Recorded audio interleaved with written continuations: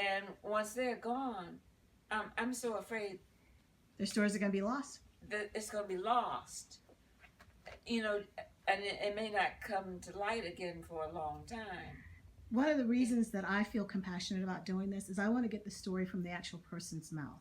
Yes. I don't want somebody else to kind of relive or tell that story. So that's why it's real important for us to get it from your experience. And Vicki, one of the reasons why you were chosen, Mrs. Hurley, actually two. One was the Urban League part, but two, the family business and how long it's been in existence. So if you can kind of share some of that with us as well too. And today is really just we're going to just ask a few questions, but I don't want you to tell me the whole story. I want you to save it for the video. And Brian, feel free to chime in. Her son Brian's here too. Well, actually, you know, it's sort of fortuitous. Yesterday, I was kind of straightening up and cleaning up and looking through some things. I ran across a history of the funeral home in the Hurley, one of the Hurley reunion books. Okay. So I might, you know, just if you like, make a copy. Sure, I'd love to, Okay. and I can come back and we can come No, I back. mean I've got a copy. Okay. Machine. If you turn the machine on for me, back in the copy in the computer, just turn on the printer. Oh, okay. And then I can make copies. Now, Mrs. Hurley, you mentioned that you were born in Charlotte, or you lived in Charlotte. Born. Okay. And how did you get to Columbia? Well, I married a man from Columbia. Okay. And how did you guys meet? We went to high school, a boarding high school together in North Carolina. Okay. It was Palmer Memorial Institute in Sedalia, North Carolina, which is outside of Greensboro. Okay. Is that in relation to the Palmer here? No. No relation? Okay. It was named after Alice Freeman Palmer, who was a lady in Boston. And this was back in the early 1900s. Okay. When Nanny Burroughs and Charlotte Hawkins Brown and what's the lady that was with Roosevelt? Mary McLeod with Mary. Okay. All of those ladies started schools for blacks, you know, because it was right after the Civil War, and blacks were becoming educated and needed higher schools of learning and that sort of thing. So Charlotte Hawkins Brown, who was born in North Carolina, went to Boston to be educated and came back to North Carolina in like 1908 or something like that. Okay. And started this little school for black students in rural North Carolina. Okay. And then eventually she grew it into a prep school. It was a boarding school. Yeah, it was a boarding high school. And children came there from all over the United States. Okay. And so you guys met in high school? And we had students there from Sierra Leone and Bermuda and Haiti. So, you know, I can go almost anywhere Okay. and know somebody. Is the school still in existence? No, it closed in 1972. Do you think it was because of desegregation? No. It was, yeah, partly. The original president died, Okay. and she had a designated person that she hand selected to run the school. And then after that person retired, they got a man to run it. And this was during the sit-ins and the protest area. Okay. And the students burned down the classroom building, Oh. the Alice Freeman Palmer building. So after that, the school just kind of went down and they closed it. Okay. It was closed. So let's get back to you meet this handsome guy from South Carolina. Well, my husband came there in Okay. the ninth. I went in the 8th grade. Okay. And he came in the 9th grade. So we knew each other, but you know, we weren't an item or anything. Okay. But after I finished college, I went to work for a radio station in Atlanta, and he was dating a young lady who taught at Spelman. Okay. So when he would come down to see her, he would stop by, the radio station to say hello to me. Okay. So, so one day he called and said, "Don't make any plans for this weekend. I'm coming down." So I said, "Okay." And the weekend came and he didn't show up. Okay. So the next weekend he showed up but didn't call. So I said, "Well, what are you doing here?" He said, "Well, I couldn't come last weekend because I had a funeral."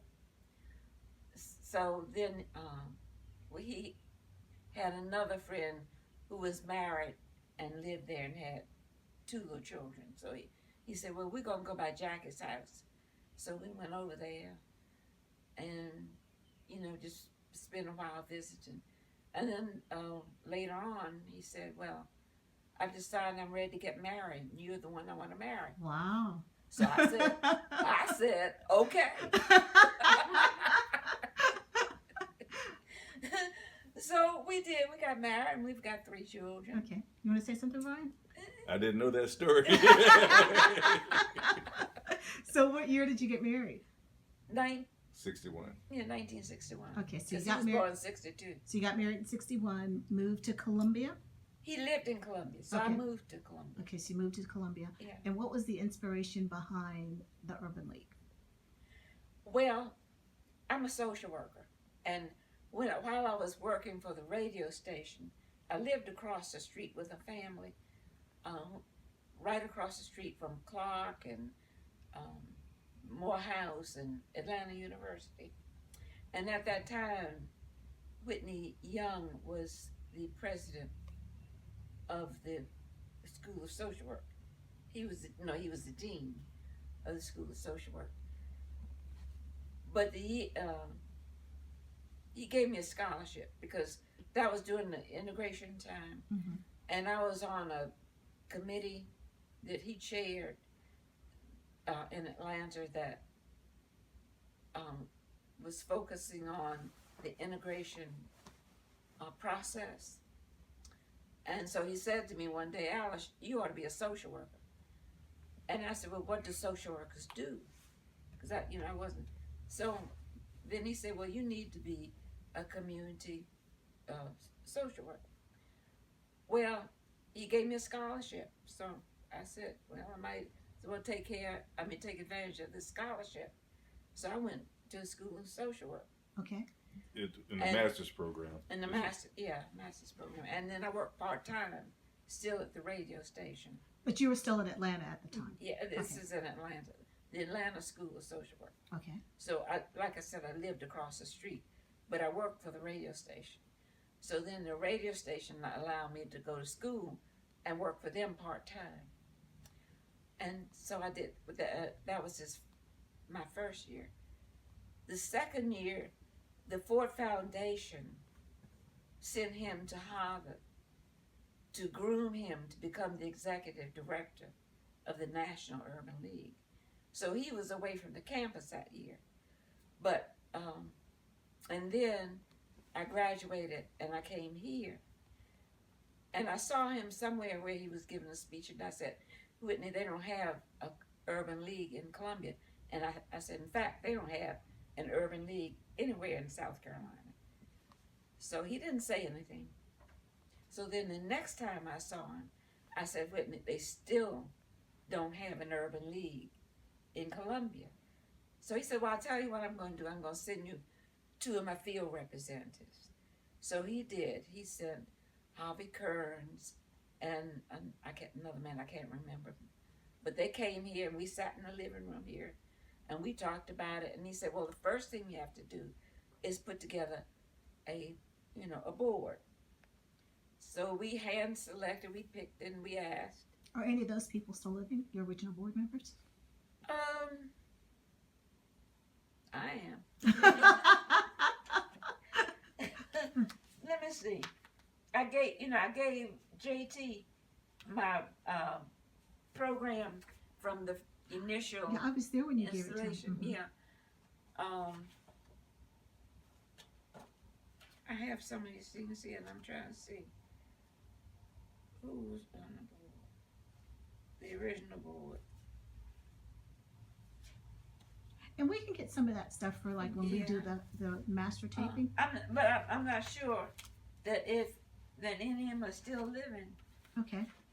But we put together an integrated board. Alice Spearman, who was a progressive white person here in Columbia. George Wallace, who was a businessman here. I'm trying to think out. The dean of the School of Social Work here Mm-hmm. was on that board, and then some of the prominent, black leaders here Okay. in Columbia, and we put together the board. It took like a couple of years. Okay. And then, in '67, I think, he came, Whitney did, and Whitney Young did, and installed the Columbia Okay. Urban League. And Daisy Dunn Johnson was the first executive director. And then they had several directors after that, before JT Okay. came on board. But he's been here for years and years, so he's Mr. Urban League. Yeah, I moved here in '91, and I think he was the director. And so he's really done wonders with. So with the Urban League, were you guys involved with any of the school desegregation or the sit-ins or any of the prominent movements of that period? The mission of the Urban League is to facilitate the process. It doesn't agitate. Like the NAACP, they would do the sit-ins and that sort of thing. The Urban League would bring people of diverse backgrounds and together to address a problem and to get programs going that would help the people. Okay. So they were not always in the forefront of the movement, but they were in the background getting things done. Okay, so if you can maybe think about, and you don't have to tell me now, maybe one or two stories that you think that you want to make sure that the kids know about. You don't necessarily have to tell me about it now, but think about maybe one or two stories from that era, anywhere from, I think you said 67, let's say 67 to 79. Any prominent things that you want You mean related to the Urban League? related to the Urban League?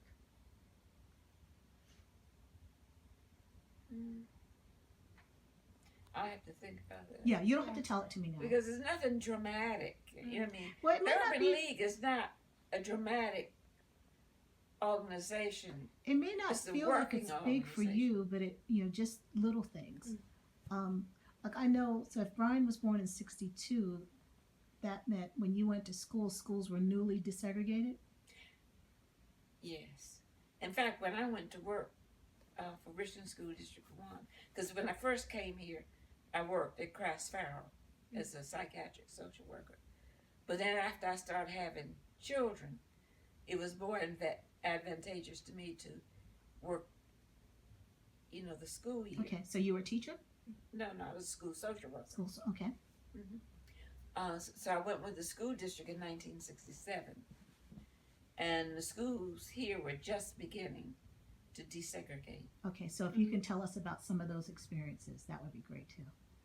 Well, I worked with 22, I was a Title I social worker when I first, and I went to a certain elementary school one day, and I was in the restroom, and the lady came in, and she said to me, "I can't teach these children." And I said, "Why not? You're a teacher, aren't you?" I said, "Because they can learn, if you would teach them." Mhm. So she didn't say anything else to me. She went on out. So this was a white person? Yes. Okay. But I thought I found out that the white teachers were afraid of the little black boys Okay. that were kindergarten and first grade age. They were afraid of those children. So many times as I would walk down the hall, I would find these little boys sitting outside the classroom. And I said, "What are you doing out here?" And he said, "Well, Miss So-and-so put me out." Well,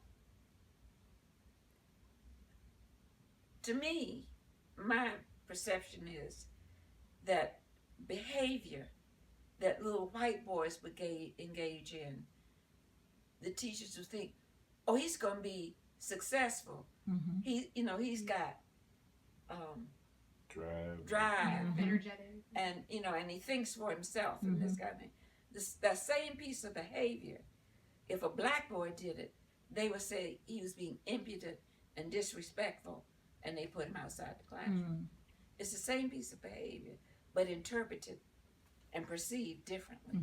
And in the community, we're making a special effort to make sure that they had a black person on, every committee, that sort of thing. The designated black. So so I was very often the designated black person. And what I would find as the meeting would progress and they would discuss an issue or how to solve it, and I would make a suggestion, and everybody would stop and they'd listen to me, and then when I finished talking, they'd go on and proceed with the meeting. Then about 5 or 10 minutes later, somebody else would make the same suggestion to solve the problem. And everybody would say, "Oh, that's a fine idea. Let's do that." And I would think to myself, I'm not going to say what I was going to say. But I would say to myself, "Well, hell, didn't I just make that say that 10 minutes ago?" So I found this to be a pattern. So then I would say, "Well, I have something to say, and I want it to be recorded in the minutes." Okay. Because I want to make sure that I got credit for saying it. Tell me some of the committees you served on. Don't ask me. My mind. It's all right. Whatever. There were mental health committees. Okay. There were desegregation committees. There were within the school district itself. There were a zillion different committees. So I was one of the first members of the let's see, what was that? It was a community board, and it met at Epworth, and it had to do with placing children, finding permanent homes for children. And I was on that board for 9 years. And I was on, community mental health board here. And didn't you start the debutante, the poinsettia? a poinsettia cotillion, Okay. yeah. And that was in 1980. Okay. So When it's I- just beyond the era. But tell me about it. Well, the reason for that was because I'm a Delta. And my sorority does have a debutante ball.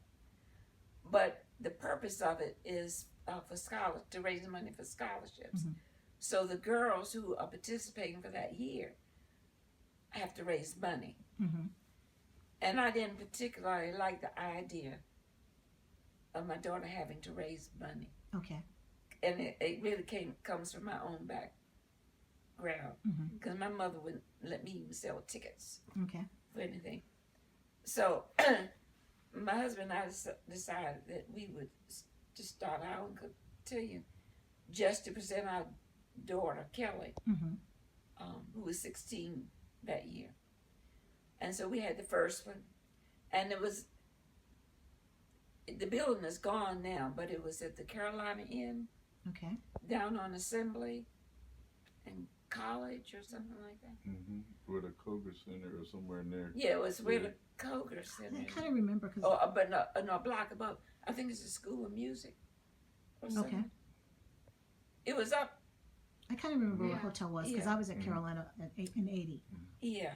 So we had the first one there, and then we had stuff, and then we didn't have another one until youngest daughter was old enough to be presented, and that was in 1985. Okay.